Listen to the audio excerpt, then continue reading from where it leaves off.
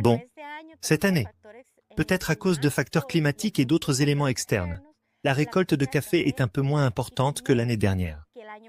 L'année dernière, nous avons eu une récolte, Dieu merci, abondante. Cette année, elle a diminué d'au moins 30%. En ce qui concerne le climat, je pense que la situation a été assez compliquée. L'irrégularité climatique que nous avons connue nous a posé de nombreux défis. Cela nous a coûté une partie de la récolte, avec des fruits qui tombent prématurément, même lors de floraisons quelque peu irrégulières. Tous ces facteurs ont rendu la production de café de plus en plus difficile.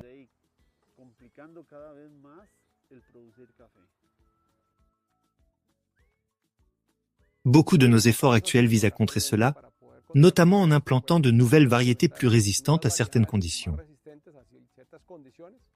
Mais aussi, par exemple,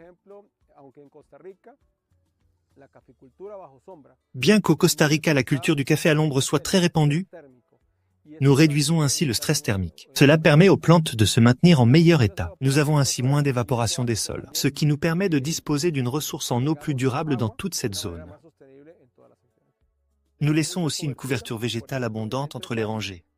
Quand je parle de couverture, je fais référence aux herbes. L'une des choses que nous avons observées, par exemple, est que les parasites affectant les racines des caféiers se détournent vers les herbes naturelles lorsque nous les laissons pousser.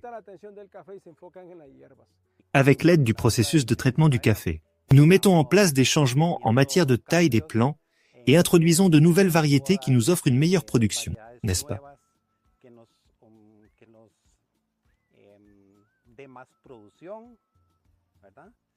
Et cela nous aide, moi et ma famille, à subvenir à nos besoins, notamment pour l'alimentation.